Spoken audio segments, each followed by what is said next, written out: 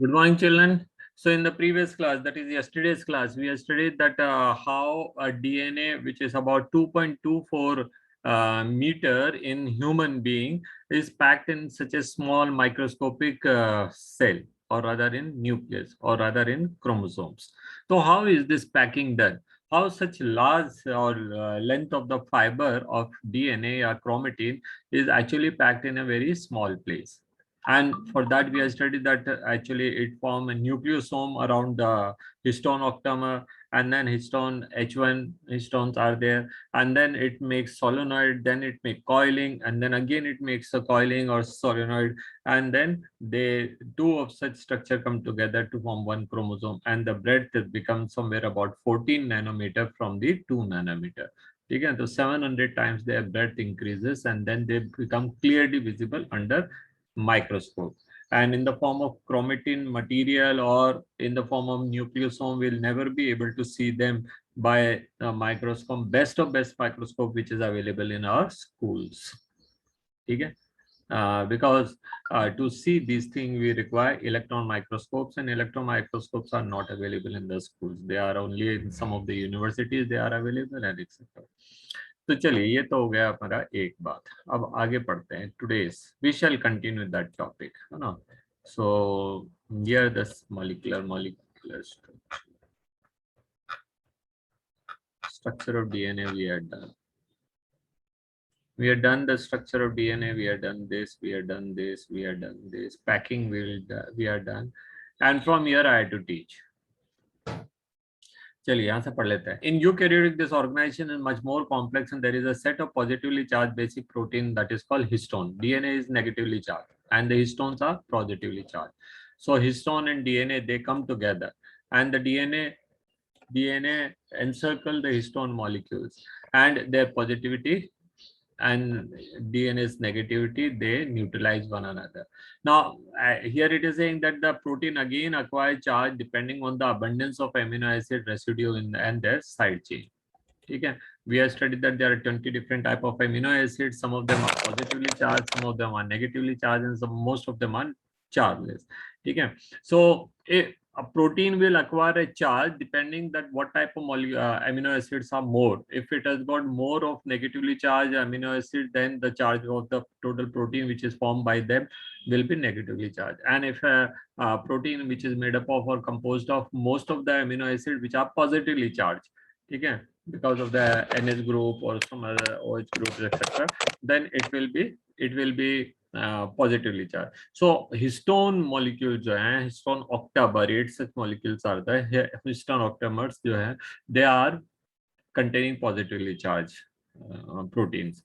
Okay? Whereas the DNA is negatively charged. So when they come together, they cancel their charges, and then chromosomes become chargeless.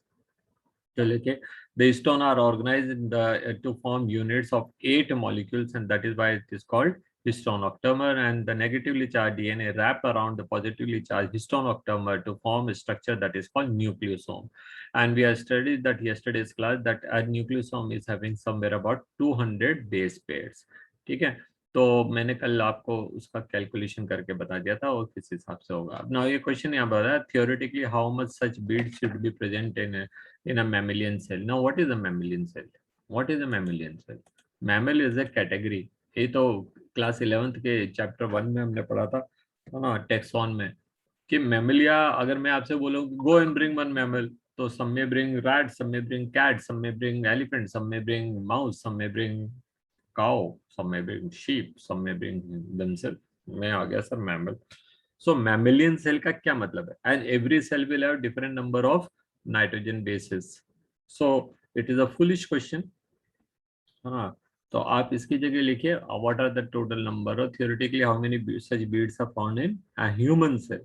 तो human cell और वो भी किसी एक cell के अंदर, तो उसके नंबर हमने कल कैलकुलेट कर लिए. आगे बढ़ते हैं. The bead on string structure of the chromatin is packed to form chromatin fiber and further coiled condense at the metaphase stage.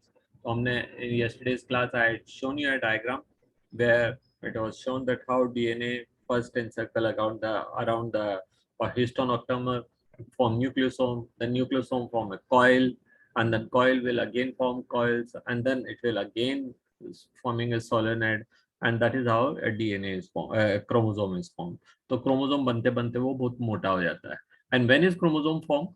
When is chromosome formed? Chromosomes are formed only when the cell is ready to divide. जब cell को division की stage में जाना है. अगर आपको याद है सेल डिवीजन चैप्टर 10 था, 9 था, चैप्टर 9, तो क्लास 11th में, और हमने क्या पढ़ा था सेल डिवीजन के लिए कि सेल डिवीजन की जिंदगी में 2 फेज होते हैं, that is interphase and M phase, क्या कहते हैं वो, माइटोसिस और मियोसिस फेज. तो एम फेज वो फेज है in which the cell is not dividing but it is carrying out its activity, जिस भी काम के लिए वो बनी है. और सेल किसी किसी काम के लिए बनी है, मसल सेल कॉन्ट्रेक्शन रिलैक्शन के लिए, आई सेल जो है, रॉड सेल जो है ब्राइटनेस दिखाने के लिए, कॉन्ग सेल जो होंगे वो अलग अलग कलर दिखा रहे, हेयर फॉलिकल सेल जो है हेयर बनाएंगी, और नाक के अंदर मिलने वाली वो क्या कहते हैं ऑल्फैक्टरी सेल्स होती हैं, वो स्मेल पता करेंगे, टंग के ऊपर मिलने वाली क्या कहते हैं गस्टेटरी सेल्स होंगी, वो टेस्ट पता करेंगे एंड ऑल. तो देर आर डिफरेंट फंक्शंस. तो नॉर्मली वो वही फंक्शन कैरी करते रहते हैं, but stage will come when a cell is thinking that कि अब तो हमारी मृत्यु आ जाएगी, इससे पहले हम अपना रिप्लेसमेंट छोड़ के जाएं, then it undergo M phase. जब वो एम फेज में जा रही होती है तब क्रोमेटिन मटेरियल कंडेंस होता है. तो अगर प्रोफेज का, चाहे वो प्रोफेज 1 हो, चाहे प्रोफेज 2 हो, चाहे वो माइटोसिस का प्रोफेज हो, हमने पहला पॉइंट ही यही पढ़ा था, द क्रोमोसोम condenses या chromatin material condenses to form chromosomes. So the condensation begins and the chromosomes are formed then. And in the metaphase stage, they are most thickest and most coiled, and that is why they are clearly visible. तो हमको अगर chromosome को study करना है laboratory के अंदर, तो हम कौन सी स्टेज में पढ़ते हैं? मेटाफेज में. अब हम मेटाफेज में कैसे लाएंगे? तो एक केमिकल होता है कॉल्किसिन. If the cells are dividing, you add a drop of colchicine. Whichever cell is reached to the metaphase stage, वो आगे नहीं जाएंगे. मेटाफेज स्टेज तक तो जा सकती है, उसके बाद वो आगे एनाफेज टेलोफेज नहीं होगा. Why? Because the spindle fibres are dissolve by the colchicine. तो spindle fibres are responsible for the separation of the homologous chromosome और सिस्टर क्रोमेटिड्स. तो वो स्पिंडल फाइबर ही नहीं होंगे तो कैसे वो सेपरेट होंगे? So the cell will be arrested in the metaphase stage, and then we can study them under the microscope. The packaging of the chromosome at a higher level require additional set of protein, which are collectively known as non-histone chromosomal protein (NHC). In a typical nucleus, some of the regions of the chromatin are loosely packed and staying light. किसी किसी जगह पे packing इतनी strong नहीं होती जैसे अभी हमने पढ़ा, किसी किसी जगह पे लेस होती है, तो वहां पे क्या वो लूजली पैक्ड होंगे, उनको हम कहेंगे यू क्रोमेटिन. और जहाँ पे ज्यादा अच्छे से डेंसली पैक्ड है, मोर डेंसली पैक्ड, उसको हम कहेंगे हेट्रोक्रोमेटिन.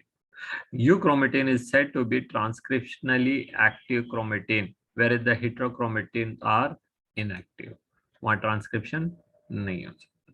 ठीक है, चलिए हटाइए. अब हमने एक और चीज पढ़ ली. तो अब तक हमने क्या पढ़ा?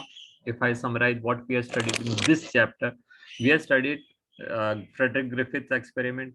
Then we have studied every McLeod and Cartes's experiment. Then we have studied Hershey and Chase experiment. Then we came to know that what DNA is the genetic material. Then we studied the structure of DNA. We have also studied RNA and a comparison why RNA and protein are not good material for to be genetic material, but only DNA. फिर हमने पढ़ा कि the total length of the DNA in a human being is about 2.2 metre, which is very very large in compare to the cell. तो वो कैसे होगा? इतना तो हमने पढ़ लिया.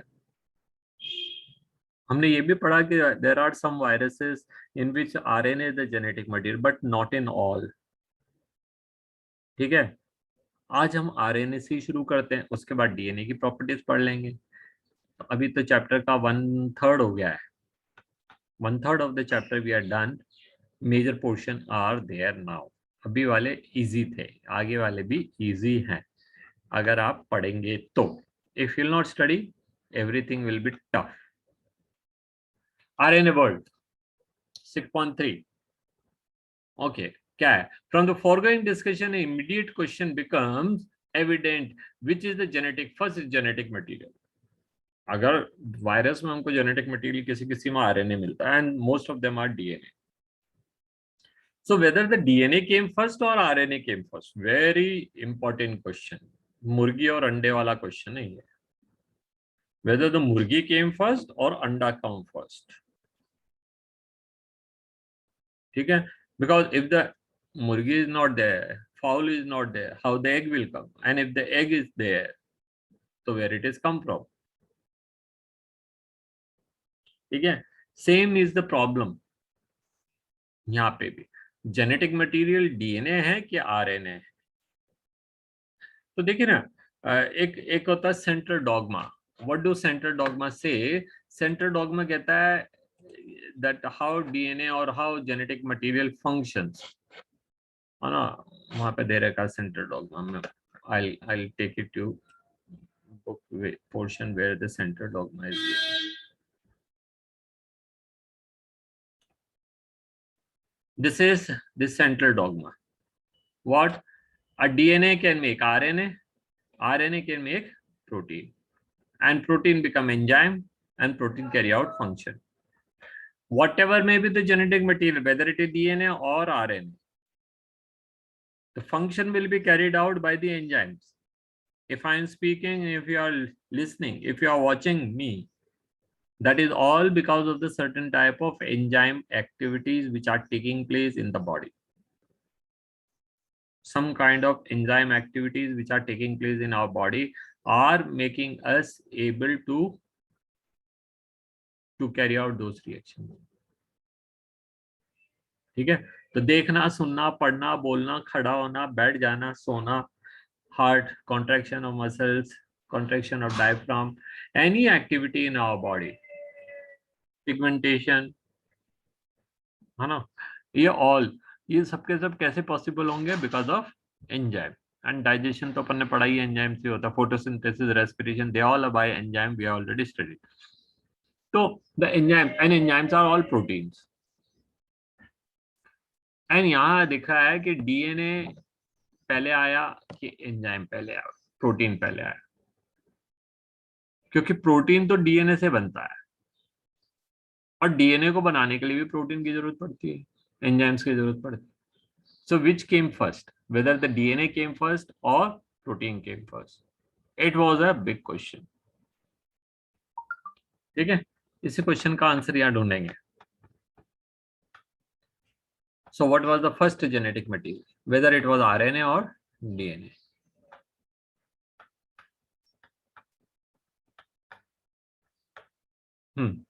From the foregoing discussion, an immediate question become evident: which is the first genetic material? It should be discussed in detail in the chapter of chemical evolution, but briefly we shall highlight some of the facts of the point.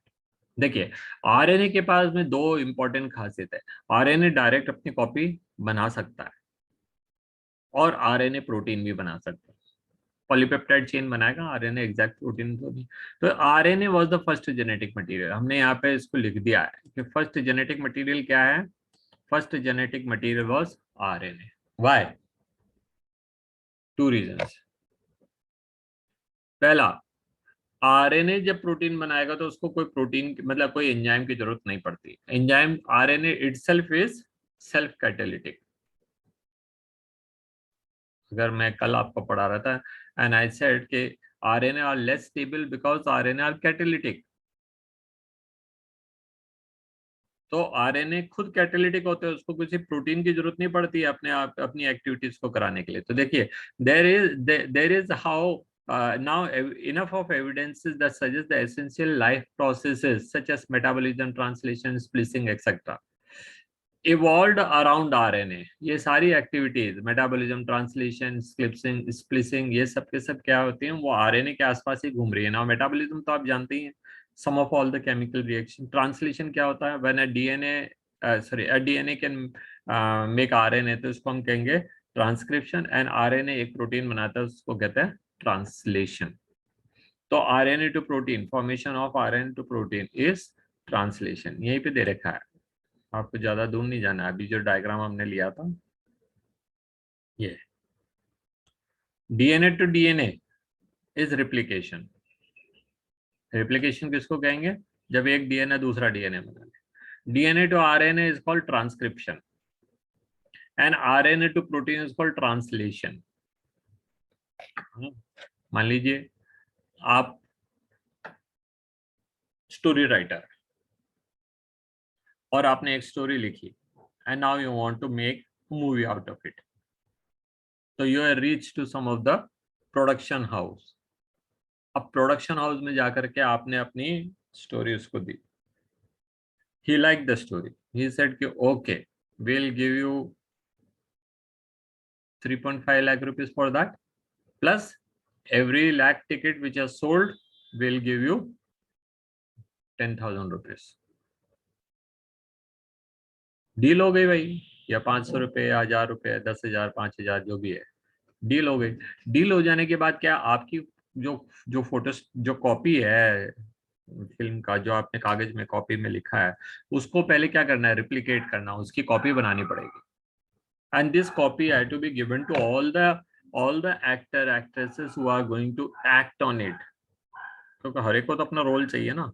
तो that is done by photocopying, that is called replication of the story। now this story is on the paper। Paper पे कोई story होती है उसका कोई मजा ही नहीं है। तो हमको पहले क्या है, इसको स्क्रिप्ट में चेंज करना पड़ेगा। अब तो एक कहानी लिख के लाया, जैसे अखबार में कहानी आती है ना कोई, ऐसे अब उसको स्क्रिप्ट में चेंज करना पड़ेगा। स्क्रिप्ट में क्या होगा, we'll have to give the roles to the different people. कोई राजा होगा, कोई सेनापति होगा, कोई पुलिस वाला होगा, कोई हत्यारा होगा, हर एक को अपन उनका रोल दे देंगे। सेनापति आपको ये डायलॉग बोलना है, जब वो बोले तो उसके बाद ये बोलना है। चोर आपको ये बोलना है, पुलिस वाला ये बोलना है यार। तो हमने यहाँ स्क्रिप्ट चेंज कर दी। It was written on the paper, now it has gone into the small bits to each and every one. अब जब वो उसको इनैक्ट करेंगे तो वो ट्रांसलेशन हो जाएगा। When those people will enact, तो वो हो जाएगा ट्रांसलेशन। ठीक है, ऐसे ही हमारा डीएनए है। डीएनए पहले आरएनए बनाएगा, आरएनए फिर प्रोटीन बनाएगा, एंड प्रोटीन फिर ट्रांसलेशन करेगा, मतलब वो चीज बना देगा। ठीक है, तो यही हमको यहाँ पे पढ़ना है। तो देखिए हम यहाँ पे थे। ठीक है, involve around RNA and RNA is used as a genetic material as well as catalyst. RNA can be used as a genetic material as well as catalyst। कितनी इंपॉर्टेंट बात लिखी है।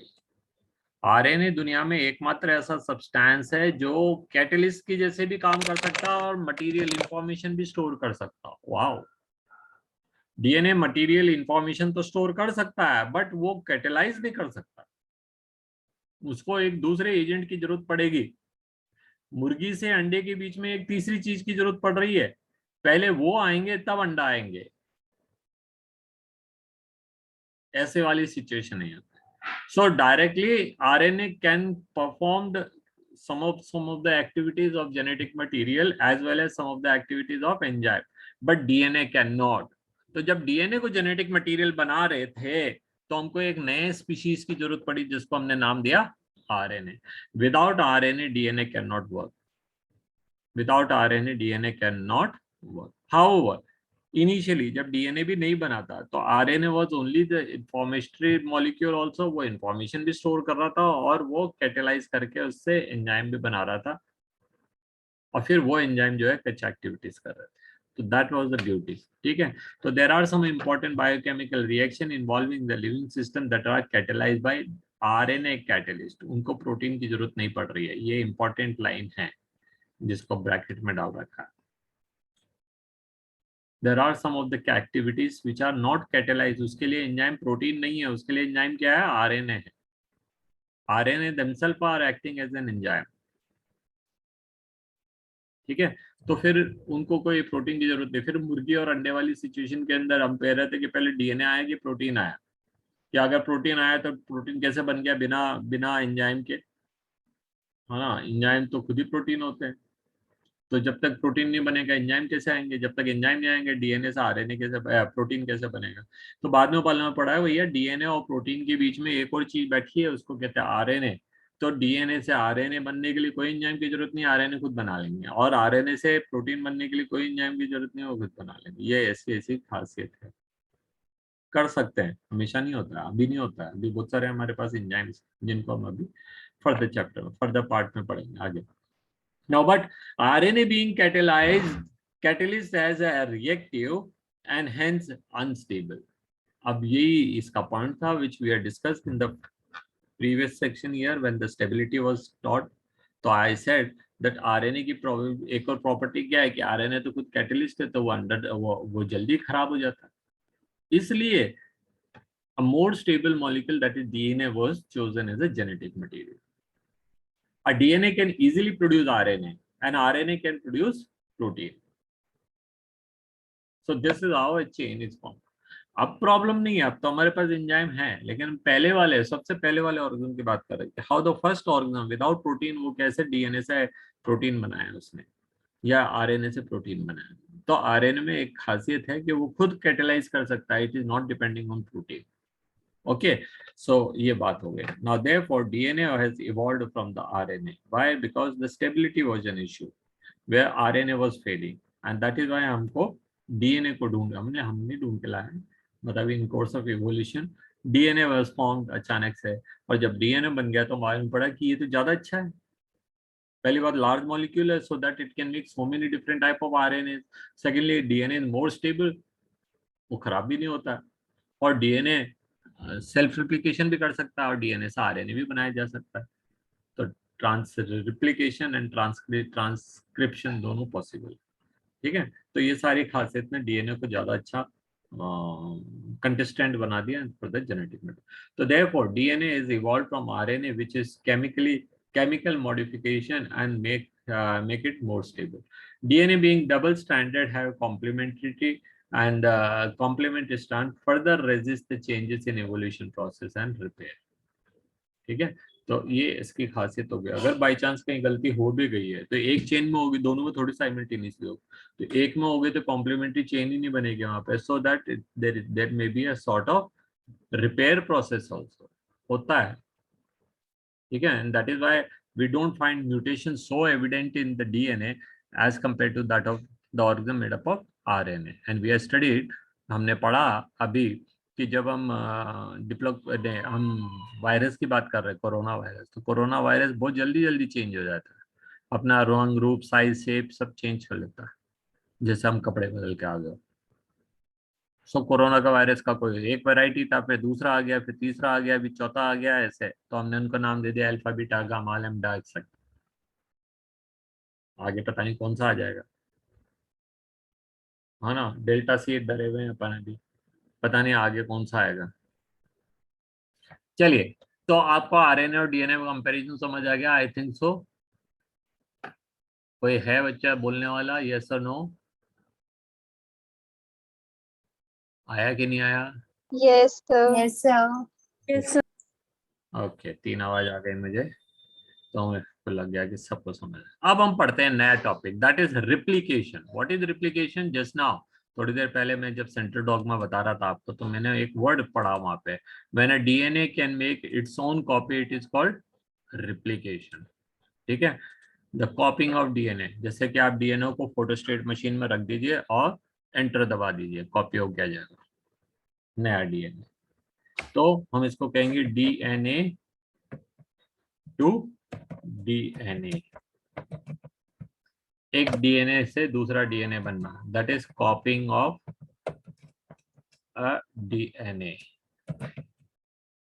अब हम यहाँ कॉपिंग के आगे एक विशेषण भी लगा देते हैं. क्या? Faithful copy. मतलब उसमें कोई एरर नहीं है, एरर फ्री लिख देता हूँ.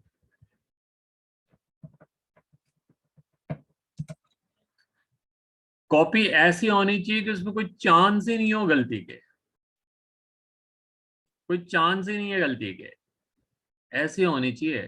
तभी नाक की जगह नाक ही रहेगी जन्म जन्म जन्म जन्म से. अगर इसमें चेंज हो गया तो आज तक पता नहीं क्या बन गया होता है, पता चले किसी का हाथ ही आ गया, पता चला कुछ और ही बन गया है, या गाय की पूंछ की जैसे कुछ लटका रहता, कितना बुरा होता है ना. But DNA is so faithfully copying itself कि from the generations till now and from here till so many coming generation ये ऐसे ही रहेंगे. 6 अगस्त किसके लिए मशहूर था बच्चे? 6 अगस्त एंड 9th अगस्त.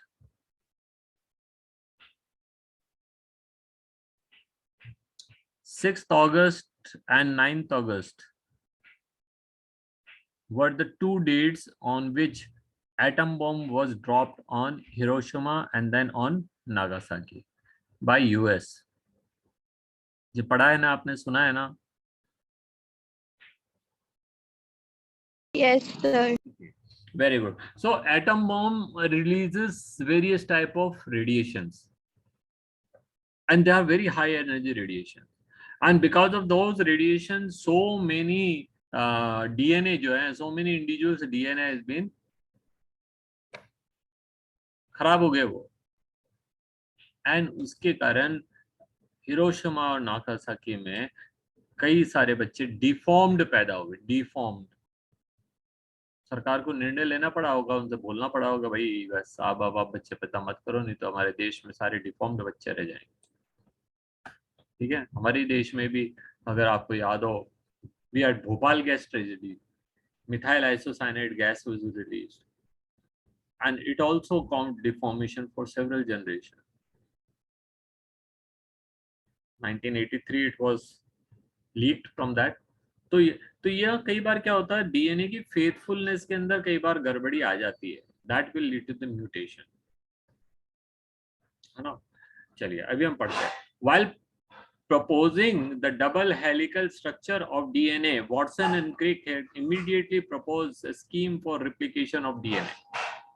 जब डीएनए की का मॉडल बना रहे थे वॉटसन एंड क्रिक, ऐसे सीढ़ियों वाला, है ना, स्पाइरल सीढ़ियों वाला, तो उनके नजर में आया कि adenine will always combine with thymine and guanine with always cytosine and cytosine will always guanine and guanine will always combine with cytosine and thymine always combine with adenine. मैं कहा यार ये गजब है. उन्होंने कहा ये बहुत गजब है. तो इसका मतलब क्या है, अगर आप डीएनए का एक स्ट्रैंड खोल कर रख देंगे and you will keep all different type of nucleotides there, so the DNA will automatically pick the right type of nucleotide, complementary nucleotide, and will make its exact copy. ये उनका imagination था और वास्तव में सच निकला. तो देखा क्या लिखा.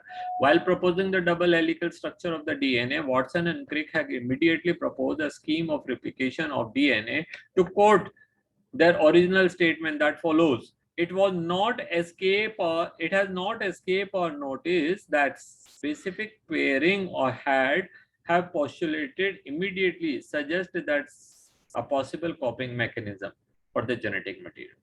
So if this DNA which was coiled will be opened just like a fork, and suppose your adenine is there, so nucleotide of thymine will automatically come and arrange over it. Here the thymine is opened, automatically adenine will come and attach. Guanine was there, the cytosine will come and attach. Here cytosine was there, the guanine will come and attach. So you see, here it is cytosine, guanine, so here it is cytosine. So guanine पे cytosine आगे लगा, तो cytosine is having guanine attached on it. Here it was thymine, so it was adenine here. When thymine was opened, so adenine came and attached here. When adenine was opened, so thymine came and attached here. So here guanine, so it was cytosine here. When the cytosine opened, guanine opened, cytosine came and attached. Cytosine opened, guanine came and attached. So now this is one chain and this is second chain. And see, the base pairing is exactly same. AT is AT, GC, GC, TA, TA, GC, GC. So the two copies are formed. One is parental and one newly formed. But you cannot say which one is parental. Can you say which is parental out of these? Left one is parental or right one is parental?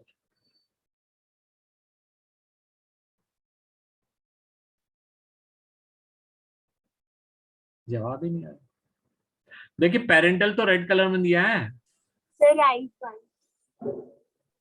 Okay, now look at it, the same thing again. The red color is parental and newly synthesized form is blue. Here also it is blue. So each DNA will have one strand of parental and one strand new. The blue is new, red is old, and red is in both. The blue is in also both. So each DNA will get one of the parental strand and one of the newly synthesized strand, and this is known as semi-conservative nature of replication. समझ आया आपको?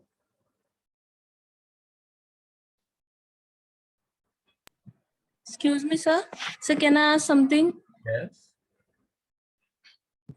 Sir, in NCERT, page number 96, structure of polynucleotide chain. So there's a line in this: when a phosphate group is linked to 5-OH of a nucleoside through phosphoester linkage. Sir, I need to understand that. I'm not able to. Phosphoester. Yes, a phosphoester linkage. So what does this line mean? This is the type of bond which is found between this pentose sugar and this phosphate. You can see the book. आपको screen पर diagram दिख रहा है. So this is a phosphate. This is a phosphate, and this is the pentose sugar. है ना? So this is first carbon, second carbon, third carbon, fourth carbon, and this is fifth carbon. And fifth carbon में क्या होते हैं? CH2OH. एक carbon है, दो hydrogen है और एक OH है. उसका OH और phosphoric acid था वो. Phosphate actually it was available in the form of phosphoric acid, H3PO4 नहीं, मतलब phosphoric acid it was. So इसका OH और इसका H बॉन्ड बना लेते हैं. H और OH बॉन्ड बनाते हैं, उस बॉन्ड को क्या कहते हैं? Ester bond, esterification. सो यहाँ फॉस्फोरस मतलब फॉस्फेट और पेंटोज के बीच में जो बॉन्ड बना उसको हम कहेंगे phosphoester bond. Second phosphoester.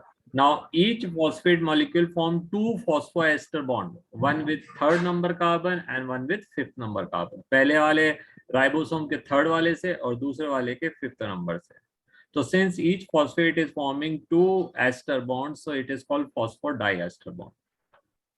Okay, sir. Thank you, sir. Okay. What was my question? I forgot.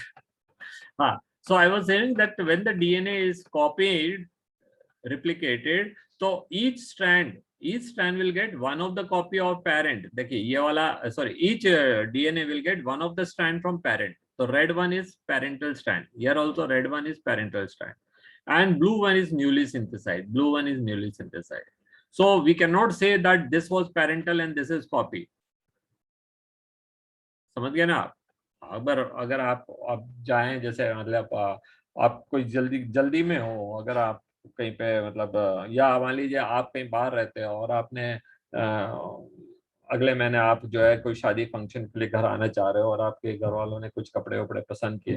अब आप तो वहाँ पे है नहीं, मेजरमेंट कौन देगा? तो हम क्या करते हैं जनरली एक मेजरमेंट का कोई कपड़ा घर से पहले जो हमारा कुछ कपड़ा पड़ा हुआ वहाँ पे ले जाते हैं, मतलब भैया इस कुर्ते का नाप का बना. तो आपके पास अपना कुर्ता है और एक नया बना है, तो नया है और पुराना है. इस केस में ऐसा नहीं है कि कौन सा नया है और कौन सा पुराना है. One half is new and one half is old. One half is new and one half is old, and the old one is of one parent.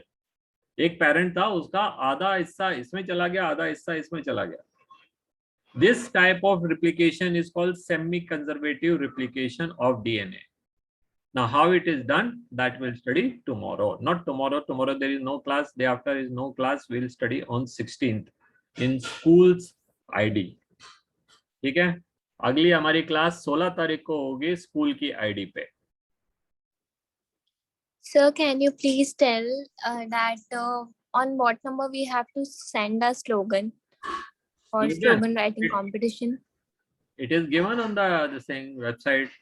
So on that school number, school उसमें दे रखा है. I think that technical support number only. Sir, okay, sir. Thank you. Okay. Good day, children. Thank you, sir. Thank you, sir. Thank you, sir. Bye, sir. Have a good Bye. Good day. Enjoy your day and 2 दिन छुट्टी बनाओ.